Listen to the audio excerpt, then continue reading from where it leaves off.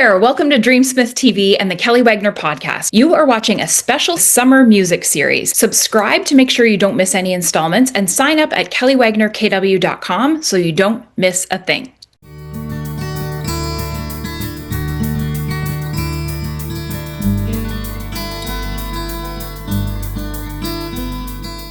Alanis Morissette is one of my favorite music artists, and it's just an added bonus that she's from Canada, so it makes me extra proud to feature one of her songs as the inspiration for this first episode in the summer music series. Alanis's song, Thank You, literally sings thanks to all kinds of different experiences, both positive or negative, with the realization that all of those experiences, including things like terror, disillusionment, frailty, and consequence, contribute to who you are and to the lessons that you learn along the journey of your life. I'll include a link below so you can watch it, but just a note, a PG alert if you've got little ones around before you turn this one on. One of the lines in the song is "Thank you, clarity." And this line got me thinking about the struggle we sometimes face with indecision. We've all been there, finding ourselves in situations where we're just not sure what to do next. And I once heard someone say, indecision is a form of self-abuse. Doesn't that feel true? I don't know about you, but whether it's in your relationship or your career or a decision to do something different with your health or your lifestyle, it's when we are in a feeling of a distinct lack of clarity around what your next move should be that keeps you in an unsettling, sometimes awful state of limbo. But this sometimes awful state can also be perceived another way. Some years ago, during a time when I was very deliberately re-examining the spiritual aspect of my life and attending services at a Unity Center locally, I'll talk about that some other time, but the minister there spoke one week about living in the question. And it was in reference to those times of uncertainty and indecision in our lives when there's a ton of unknowns.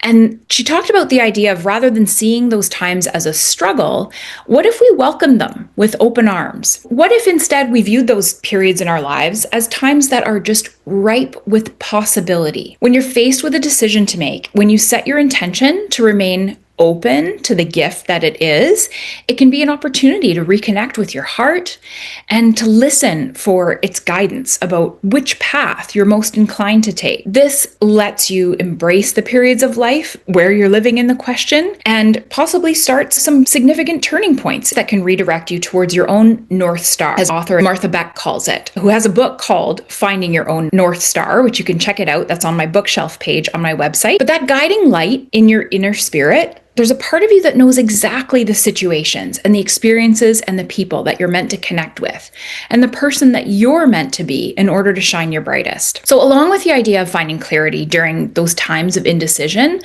another gem of wisdom that crossed my path not once but twice in a recent week, it's the idea and the simple truth that sometimes not knowing is knowing. When you can't stop weighing a decision and you keep turning it over in your mind and you're trying to evaluate it and talk yourself into or out of something, could it be that maybe you're letting your head override your heart to a fault? Don't get me wrong, I'm a proponent of using your head and your heart when it comes to decision making. But it's got to be done in partnership with your head and your heart. And 9 times or more out of 10, if you want to be living a life that you love, your heart should get veto power. When you're really wrestling with indecision, I find it's usually because your head has gotten way too involved and is trying to boss your heart around with all its logical reasons and its lists of pros and cons. But your heart knows what to do. And there's no greater long-term reward than honoring the whispers of an unhappy or an unsettled heart.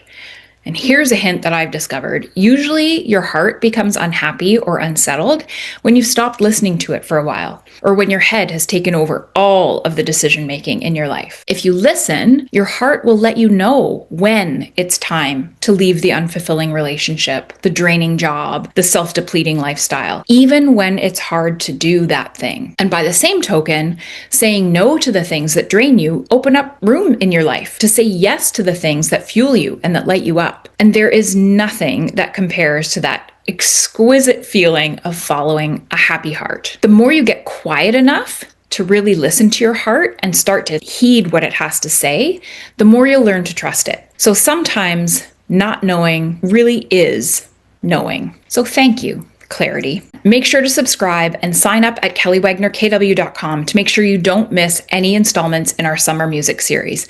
When you do sign up, you'll also get my free Magic and Miracles formula. It's my science-backed and reality-tested system where I share the 13 fundamental ingredients for optimal living.